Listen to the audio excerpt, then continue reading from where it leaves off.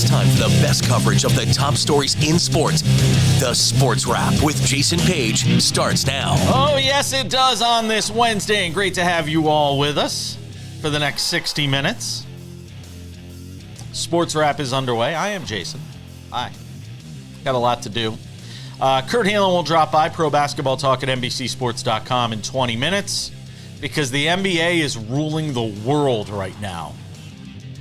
We'll also be joined by Seni Thomas. He is the founder and CEO of Edge Boost. You've heard us talking about them on the air, and I want you to hear a little bit more about the fact that there is this debit card, this first-of-its-kind debit card that is literally just segmented for the sports betting population, sports gaming, fantasy players, all of that. Go to a casino. It's made for you.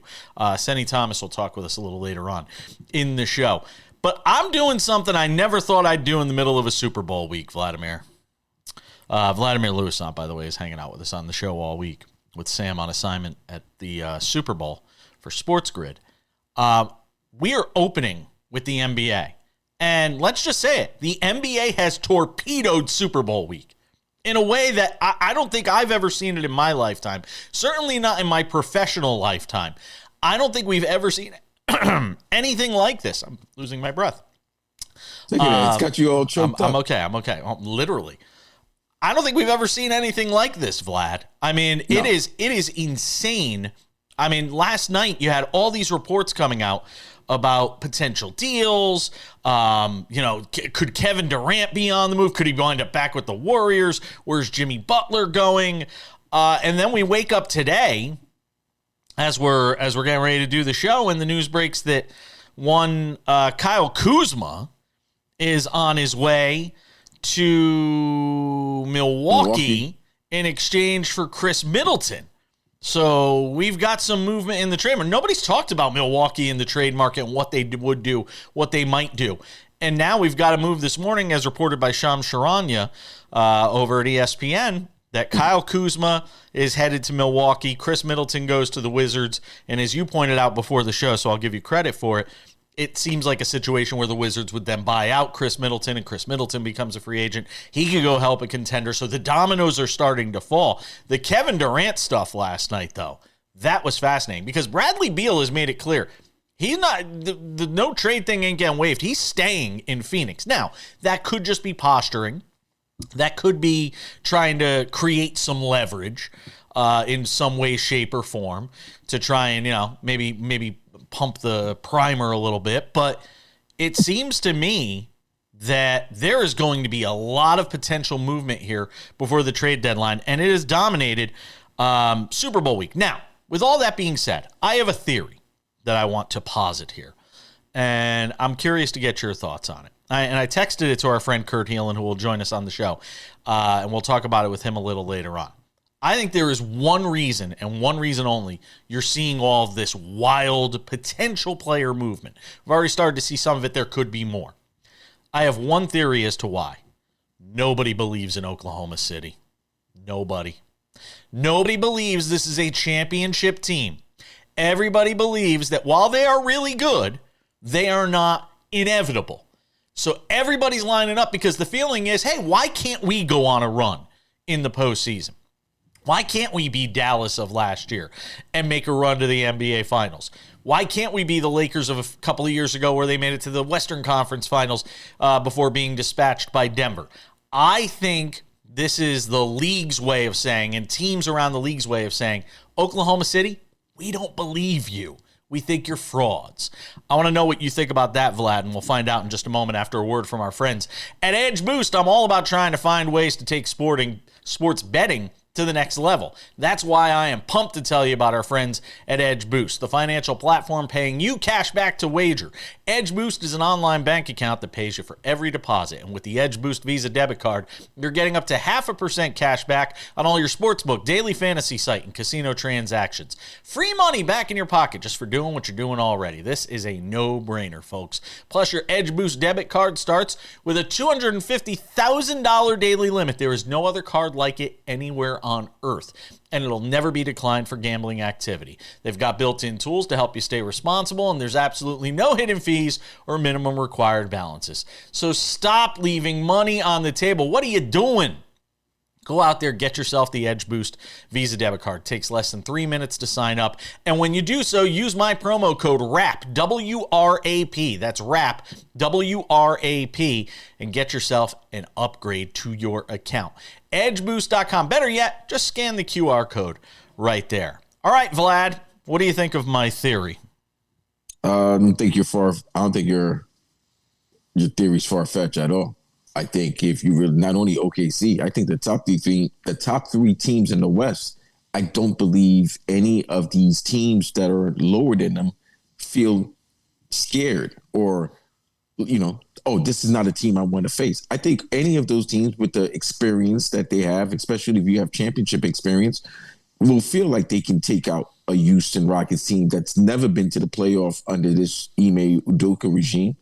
OKC got eliminated by Dallas last year, and they couldn't beat Dallas this year when Dallas was going through all the injuries and things that were going on now with the Luka and management. But they lost 3 out of 4.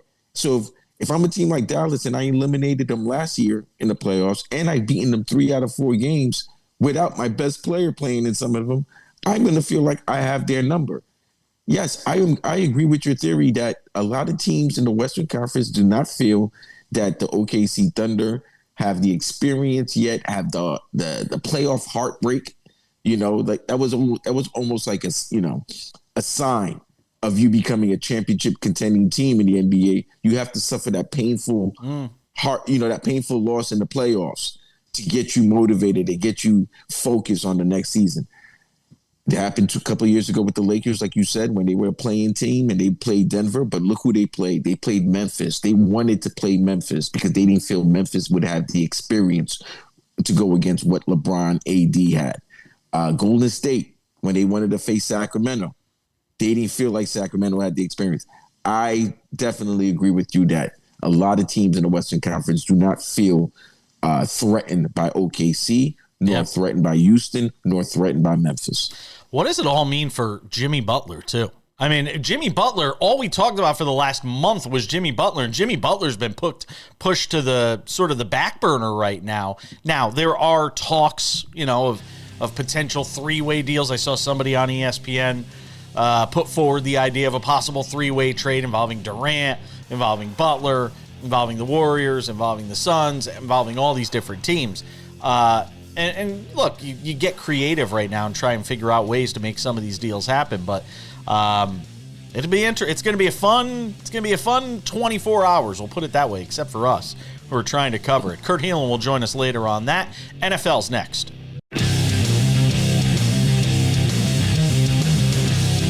All right, let's take it to segment number 2 on the show. Kurt Helin coming up in 10 minutes. Pro basketball talk at NBCSports.com.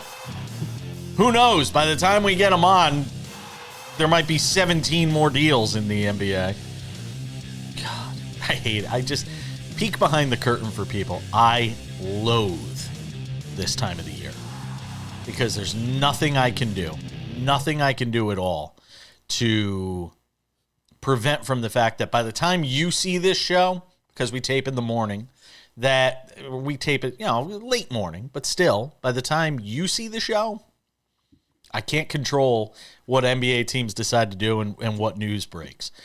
So we do the best we can, obviously. And follow me on X at the back pages. I'll always post some thoughts there as well on these different things. So it is Super Bowl week, and even though I opened with the NBA, and I think rightfully so, given all the news emerging from there and the potential activity at the trade deadline, there is a Super Bowl being played this weekend. The line is still 1.5 between the Chiefs and Eagles. The Chiefs and Eagles.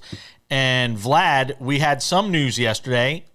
Not that I'm surprised by this, because I talked about it with, I think it was Jason Cole. I don't remember. But I talked about it with somebody, and I was saying, Andy Reid's going to wind up being the winningest coach in NFL history. You go and look at the numbers now. Unless he decides to hang it up after next year, he's on a pace now that he's going to catch Don Shula. We all thought, Bill Belichick would be the guy. It could wind up being Andy Reid, and I think it will wind up being Andy Reid, because if he starts to sniff that finish line, he's going to get there. You don't coach all this time, put in all the work that he has, all the effort that he has, and then just say, one season shy of breaking Don Shula's record. You know what? I'm going to call it quits. Andy Reid ain't doing that. He's in it to win it. So I anticipate him coaching until he breaks the record. I think Andy Reid realized when he drafted this kid out of Texas Tech that, oh, wait a minute. This kid is pretty good. I might have another 10 to 15 years in this thing. And every year since that draft, all he's seen is conference championships or Super Bowl. So if you're Andy Reid and you're looking, I've got 301 wins, and I got a quarterback that hasn't even reached the age of 30, so that means he hasn't even reached his prime yet. Oh, man. I got this wonderful general manager, this great ownership, all these unbelievable coordinators. Man, I'm here for another 5 to 10 years. Andy Reid has the possibility not only breaking Shula's record, but breaking Belichick's record for most Super Bowl wins as a head coach. I mean, a win on Sunday, he has 4. He has 4. Yep. And he's the head coach of the first team to ever win 3 in a row. Well, I'll talk about this with you because I don't think you and I had a chance to talk about it, but I may have talked about it last week with Sam. I think this may not just be a question of becoming the winningest coach of all time. He could become the greatest of all time because of the and I know people are going to say, well, Super Bowls play a role. He's got more conference championships than anybody. I mean, the guy consistently performs. I think I read the number last week. He had 2 or 3 losing seasons in 26 years.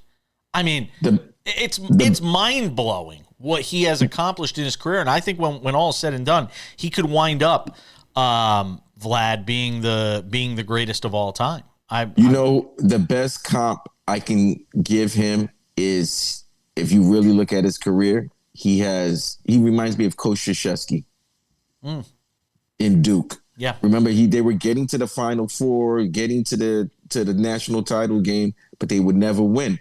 And then once he finally got that one with Leitner, look what happened after that. It was, he won back-to-back, and he ended up finishing with 5.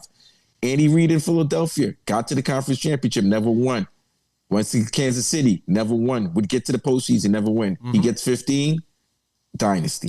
In honor of Sam Yarnell, we have to talk about the all-time bag getter coming up here in just a moment. But first, a word from our friends over at Credit Associates. Yeah.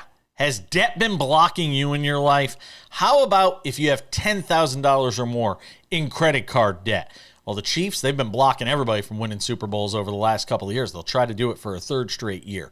If credit card debt is blocking you, if you're in over your head trying to make monthly payments, there's a powerful debt relief program the credit card companies don't want you to know about. Overcome the debt trap of multiple credit cards, high payments, and high interest rates that keep you in debt for decades. With one affordable low monthly payment, Credit Associates Debt Relief Program can help you resolve your debt in as little as 24 to 36 months, saving you thousands of dollars and decades in debt. What are you waiting for? Find out how much you could save right now. Call 1-800-747-5362. That's 1-800-747-5362. Better yet, just scan that QR code below. Kirk Cousins' all-time bag getter, Vladimir Louisant. And, he's got a message for everybody. I played poorly last year because of the injury late in the season. By the way, you're a little late to the party if you're going to tell us that a month after the regular season ended. Now, Well, I think they said it was a shoulder or elbow. I forget. He did have an injury. I mean, it was known that there was an injury. But at the same time, why are you mentioning it now? Is it that maybe the market for you in the trade world isn't, as high as you would like it to be? You're worried you're going to have to sit behind Michael Penix. I don't know why. Oh, no, you're sitting behind Michael Penix. I'm just wondering why now we're hearing about this. Because it's that time right now. Remember, the new year doesn't start until March. The 2025 year doesn't start till March. You got to get out there early because you know that there's certain teams that are going to be looking at the quarterback class in the draft to see if they might select their future franchise quarterback. So then now, Sam Darnold is going to be the number 1 free agent quarterback out there if Minnesota decides not to franchise him. you're looking like, last of the litter right now. So you got to get out there to say, I'm still capable. I still can win. I was injured. Everybody, especially in the Achilles injury, they always say you're not back to your normal self until the second year after the injury. So that's what's going on with Kurt. Kurt's just putting on a good PR, good public relations right now to make sure that he's getting offers that he can become a starting quarterback in the NFL. And I wonder where that's going to be. I do wonder where that's going to be. It could be Cleveland. I can see Cleveland. Yeah, it could be the Browns. I mean, there's no shortage of teams out there that wouldn't mind, as sort of a gap year if you don't have one of the top picks to get one of those top 2 quarterbacks at the top of the draft. You don't want to pay $50 million. The Raiders? I don't know. If you don't draft Shedeur. We're coming back. We got to run. We're coming back. Kurt Helin joins us next.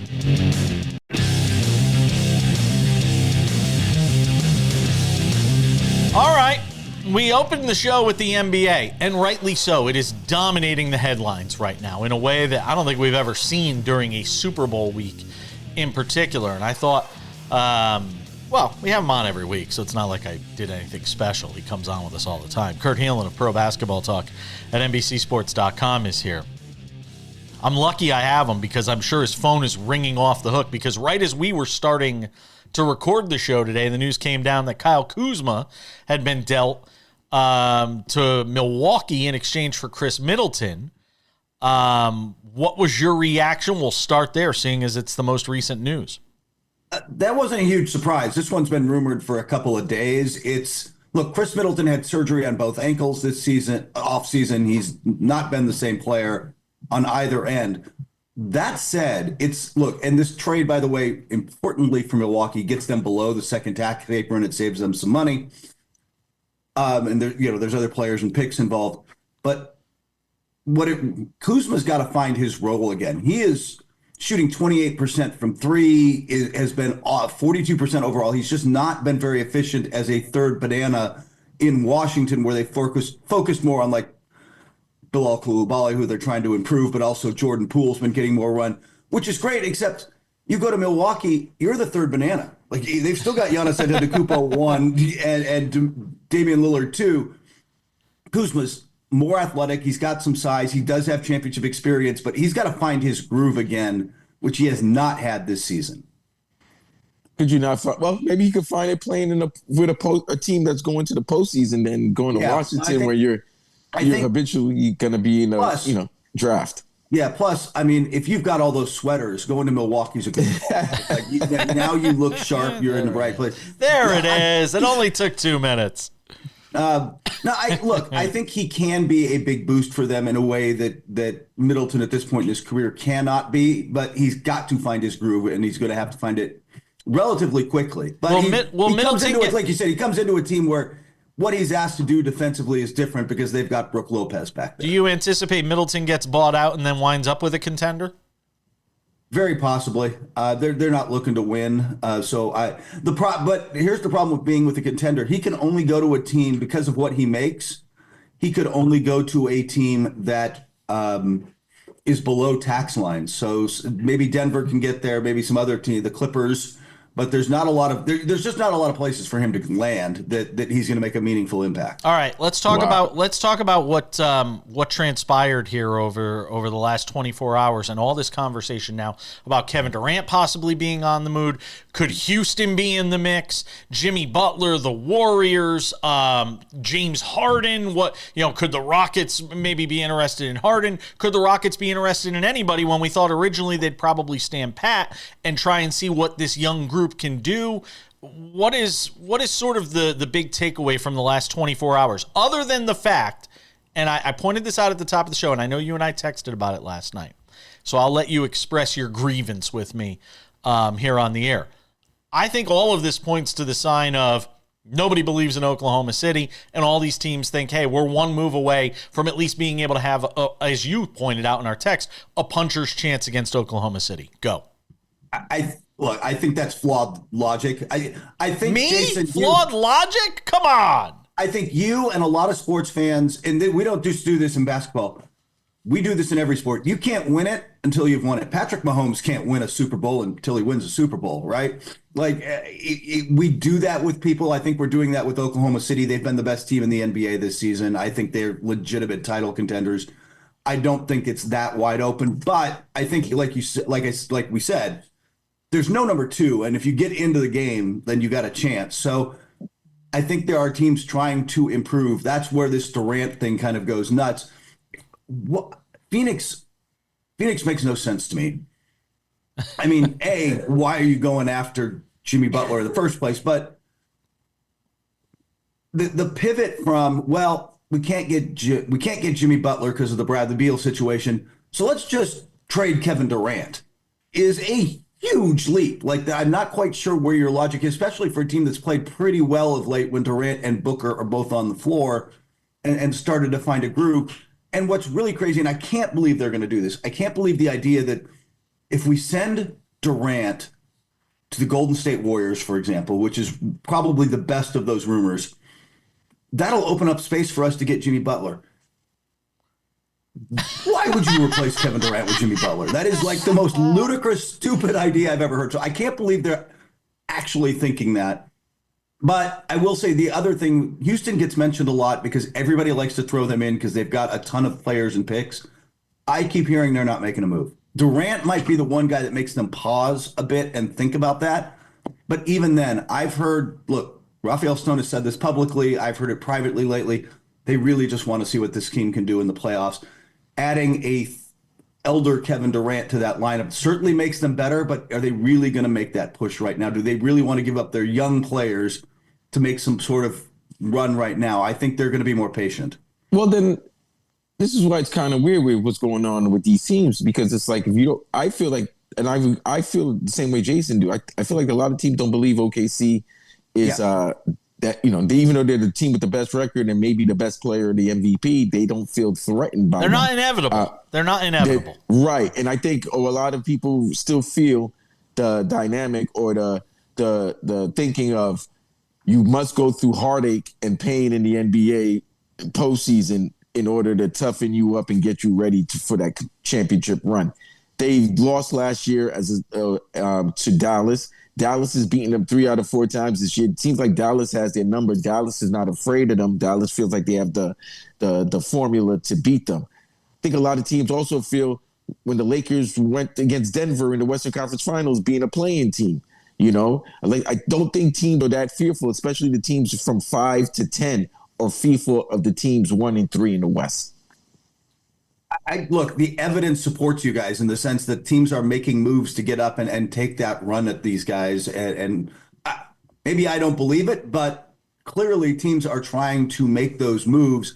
Dallas makes the rather insane pivot to Anthony Davis and a more defensive lineup. And by the way, I don't think they get dramatically worse this year. I don't either. We'll talk about that in the next segment, though. Yeah, but I think there are a lot of teams who are not. It's not like the East where you're like, oh my gosh, Boston is Boston and Cleveland's the team that can make a run at them. And this is what Milwaukee is doing, by the way. They haven't. They're 0-8 against the top 3 teams. If you throw in Jason's Knicks, they feel they've got to do something. Kyle Kuzma is an upgrade. So you set yourself up to make a run. I want to get your thoughts. We haven't even touched on Luka, De'Aaron Fox, those 2 deals. It felt like that was a week ago already. We got more with Kurt Helin coming up.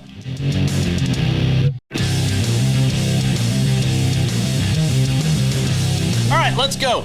Segment 4 on SportsWrap. On a Wednesday, which means Kurt Helin's hanging out with us. Pro basketball talk at NBCSports.com. With a phone in one hand, pen in the other. I don't really use a pen anymore. No? Fair enough. All right, so let's go backwards a little bit here. And now, especially knowing what we know, you were at the Laker game last night. I'm sure you've talked to people. What are you hearing when it comes to this situation now with Luka being in Los Angeles, the Lakers still needing a big now, and Rob Pelinka's like, I want a big, but there really aren't any on the market. What all of this looks like from the Lakers' perspective going forward? I think what's fascinating about this is, and it's been a couple of years coming, ever since LeBron James and Anthony Davis used their capital to pivot the Lakers towards a Russell Westbrook trade. The Lakers really haven't followed their direction. I mean, look, LeBron's wanted them to go get a bunch of players, DeJounte Murray this summer. Like, right, they go get this guy, go get that guy. And they haven't really they haven't gone and gotten the third star. And they haven't gotten a big to put next to Anthony Davis, right? Like, they weren't really listening to them. This was the first big move they made, and it's a move to the future because Luka's 25. This is, hey, here's who our next star is. Anthony Davis isn't that guy. Luka Doncic is. And it was interesting to hear LeBron talk about, hey, we got to figure out how to integrate him. I'm here. I'm not waiving my no trade clause. But he also said, look, I'm here as long as I'm here. We'll see what we do. He almost implied this summer, look, he's going to rethink this. He can be a free agent. He has options. Luka cannot re-sign for 6 months because of the trade. So it's going to be like late July, early August before he can sign an extension. It gives everybody a pause to think about this. If LeBron really wanted to get together with Curry and make one more run with Golden State, I think everything's back on the table to be rethought now this summer because the Lakers have clearly pivoted to Luka as the star, and we're building around him. But does everything being on the table include him potentially playing another couple of years with Luka because he does love him so much? He does, and look, they're not a natural fit next to each other. It's not like LeBron and AD where you're like, okay, I can see how that game meshes from the outside. It's going to take a little bit, right? Like, these are two guys who want the ball in their hands, who set up teammates, but aren't necessarily great shooters in their own right. The Lakers need to go get more shooting. You're probably going to see more Dalton Connect. Anybody who can knock down a shot gets spacing on that, on that team for spacing. If it clicks this year, even if they don't, whatever playoff run they make, if you start to see this come together as something real and LeBron sees it and says, wow, I could win a ring here with this guy, then that dynamic changes. And I think that that's what they want to see over the course of this year. But you're right.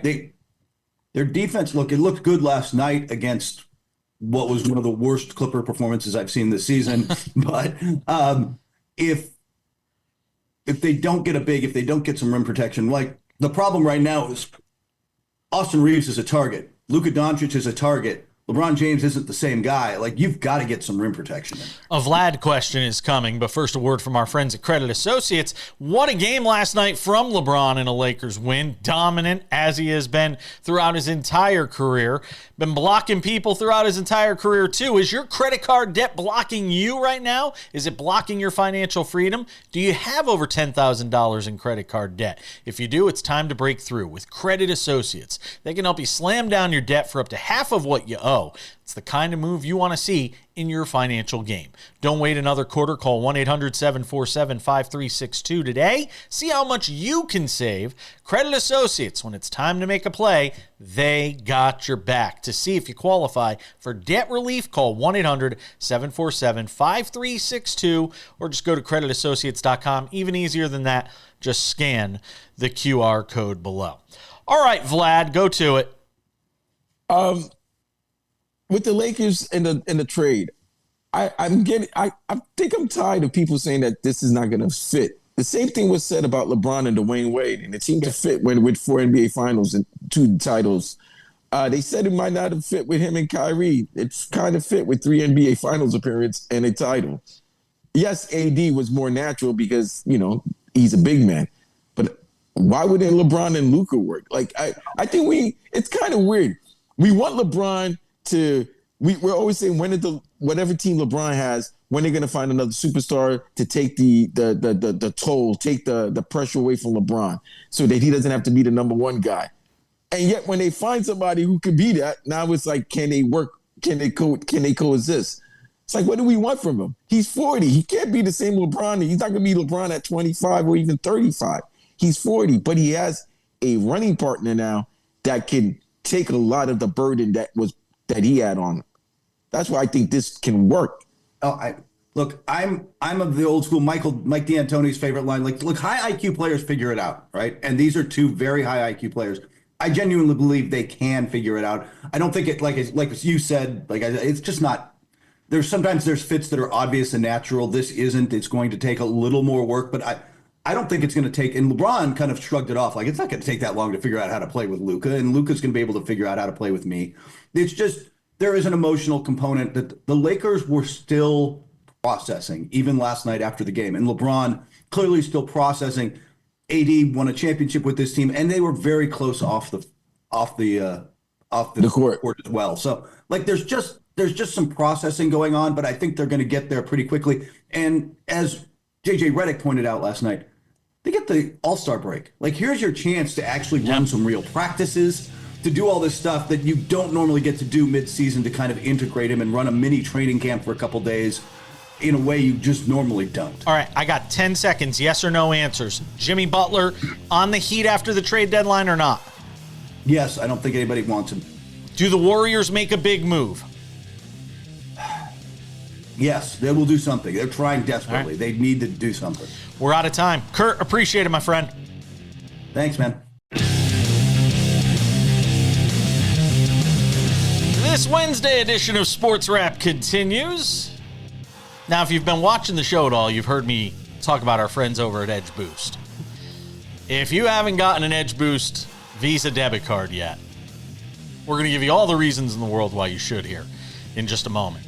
I got one in January. I have been using it. I love it. I already saw some cash back from it.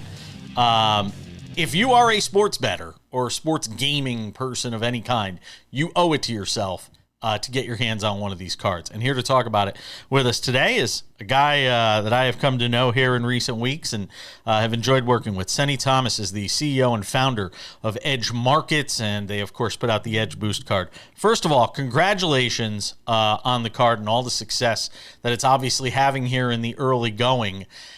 Tell me how this whole thing came about. And I don't know why somebody didn't think of it sooner. The idea of a debit card, especially for sports bettors. I think they were just a lot smarter than us. I think we were just too naive coming into this. We thought, oh yeah, sure. It can't be that hard, right? To get, the whole banking industry and everything behind this. So yeah, it's been a 4-year journey for us. We officially launched for the NFL season. And we actually cleared about 110 million in transactions so far, closing up January. So it's been a hell of a ride. I mean, we've been kind of doubling, month over month. The user feedback's been fantastic. We've been hustling as much as we can, kind of adding new features. But yeah, it was quite the ride. And I think the real innovation here, and what was kind of allowed everyone to get comfortable with this idea, because not only is it for betting, right? It's across all the different channels like lottery, prediction markets, sweeps. But it's not only that, it's actually the single highest daily limit debit card in the history of debit cards, right? I mean, it's $250,000 per day, right? It's a tremendous amount of spending capacity. The average debit card in the U.S. usually caps out at about $2,000 to $3,000 a day. So with this whole feature set, the real innovation here was this is the first limited use checking account. So you can, sign up, takes you 2 minutes, you move money from your Chase account into your Edge account, and all you can do with this is gamble, right? So these are, and because it is considered a high risk environment, every account that you can use Edge at has to be ID verified. We can trace every single dollar that goes through this. You have to do ID verification, geo verification. If you, even in a casino, if you walked up to the gift store or the bar or the restaurant, your card would be declined.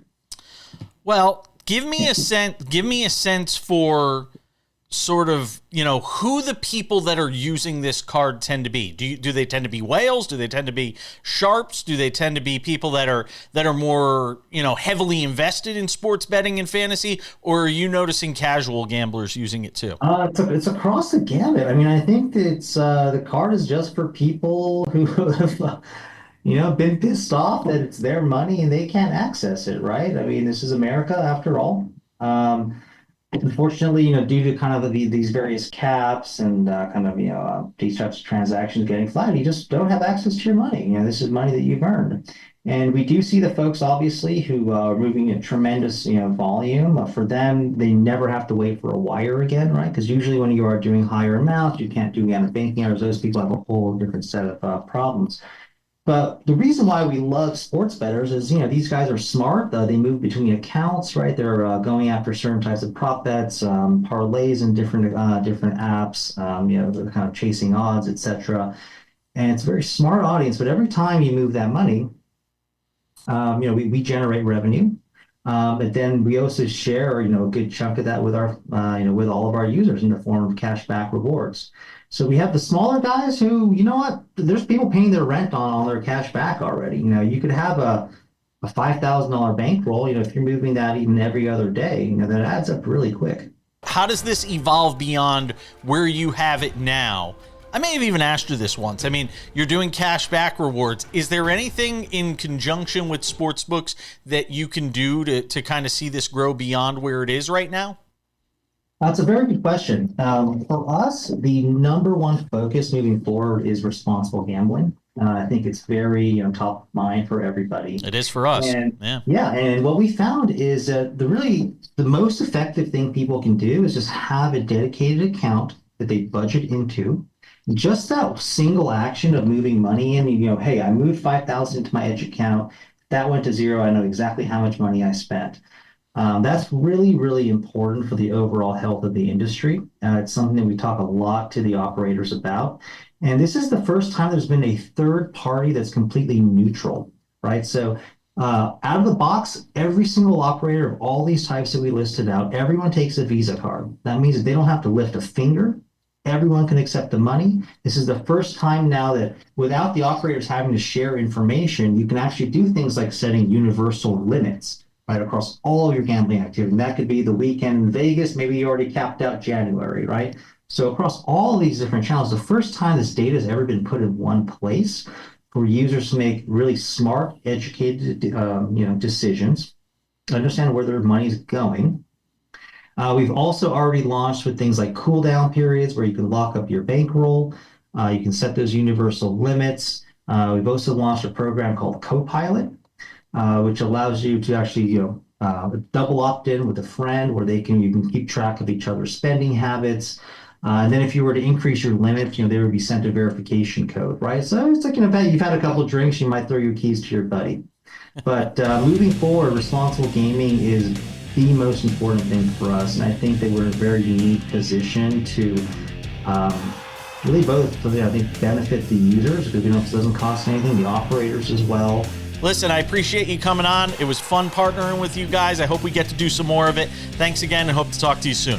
Very excited. Thank you very much. Cheers. We're coming back with more Sports Wrap on this Wednesday.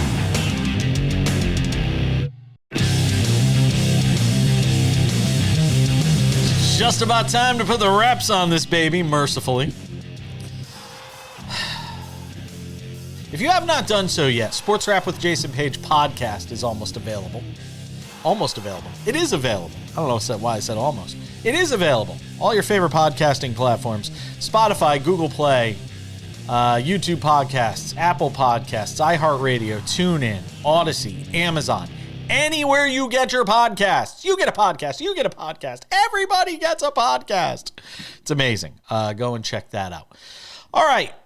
Tomorrow's show, I don't know. We'll do something. I got nothing good to tease. I'm sure there's going to be the NBA trade deadline to talk about. And who knows, maybe there'll actually be some news out of the Super Bowl. But I doubt it. Right now it's time for some odds and ends. Odds and ends presented by our friends at Edge Boost. I'm all about telling you about the best ways to go about betting on sports. We give you the lines. We talk a little bit about some of the games. We don't get crazy about it, but we do talk about it on more than one occasion throughout the show. That's why I'm pumped to tell you about our friends at Edge Boost. You heard from Seni Thomas in the last segment, the CEO and founder of Edge Boost. It is the financial platform paying you cash back to wager. Edge Boost is an online bank account that pays you for every deposit. And with the Edge Boost Visa debit card, you're getting up to 0.5% cash back on all your sportsbook, daily fantasy site, and casino transactions. Free money back in your pocket just for doing what you're doing already.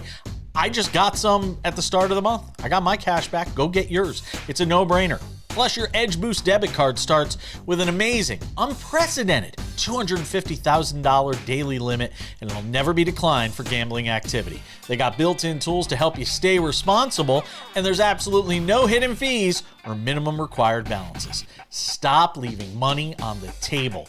Visit edgeboost.bet to learn more. Better yet, just scan the QR code, and when you're signing up, which only takes a couple of minutes, use my promo code WRAP, WRAP, and go get yourself an upgrade to that account.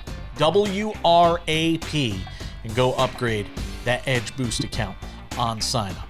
All right, odds and ends, Vlad. St. John's, the top of the Big East. Rick Pitino doing Red things. Storm. And the Red Storm, honoring the memory of Lou Carnesecca, who passed away late last year. And St. John's, there they are, atop the Big East. I don't know if that happens for long. As a matter of fact, I think they play UConn on Friday or Saturday. Big showdown between those two teams, with the Huskies, obviously, the team everybody's trying to dethrone right now. I'm happy for St. John's. It's great to see that the energy's back in the city. Obviously, being born in New York, being born in Brooklyn, Big East basketball was like a vital part of my childhood. So seeing the Johnnies being prominent again is great, but also seeing Pitino. Got to give a shout out to Rick Pitino, because one thing about him, he's like Larry Brown. Those are nomad coaches, but they can coach. Like, they can't stay in a spot for longer than maybe 5 to 7 years, but whatever their time is in that place, they win. They make that program successful. So congratulations to him. UConn and St. John's Friday night. Is that show? No, it's in Connecticut, and it's at Gamble Pavilion, not even at XL Center, which is where they should be playing that game. That's old school. It is. I like to see XL Center because it seats more people. But Gamble will be rocking on Friday night for UConn and St. John's. I believe that is a Fox game, if not an FS1 game. On Friday night. So it'll be a Fox game. That'll be fun. Hey, Vlad, I got good news for you. What is it? Racism's done. We have solved the problem of racism in America. I know, and all it took was the NFL 4 years to do it. Because 4 years ago, they started putting the end racism thing on the back of the end line there for NFL games, and they decided for this Super Bowl, which just happens to be a Super Bowl that Donald Trump is attending. By the way, first U.S. president, first sitting president to ever attend a Super Bowl, which is crazy to me to believe that this is the first time. I know all these years, this will be the first time a sitting president has attended, but it just so happens at the time when Donald Trump is attending a Super Bowl, we have ended racism. Hallelujah. Say amen. So we're in 2025, right? Yeah. So 2,225 years, right? Yeah. Of Earth, of life, of existence. Yep. There's been racism, and then just like that, it just ends. Gone. Just like that. It's over. Just like It's that. over. New, It's done. New administration. It's done. You will 47. never be You will never be judged by the color of your skin again. Congratulations. Unbelievable. So we started the signs of ending racism when he was president. Yeah. And then we end it when he becomes president again. Okay. All right. Yeah. All right. And they're going to go with choose love. There's a couple of different slogans they're going to put on the back of the end line. Choose love is one of them. I forget what the other one is. Why are you going to put choose loves when everybody hates? Come on, get out of here with that. Choose love. That sounds so generic. That sounds like a Hallmark card. It's choose love. It's choose love until you go on social media. Right. Choose love unless unless you think left. You know what I'm saying? Yeah. Choose love, man. So Donald, choose love. The Donald will be there in New Orleans, which means if you thought security, if you thought security sucked right now down there, and it was tough to get around New Orleans, our friends watching us down there in New Orleans, we love you. That's crazy. Man, get ready because it is going to be on lockdown the next couple of days down there. First president to 10. That's crazy. I'm shocked by that. I know, it's nuts. It's going to wrap it up for us. Thank you to Kurt Helin, Seni Thomas, you for watching, Vlad for participating. We'll see you all back here on Thursday for another edition of Sports Wrap. I'm Jason Page. See ya.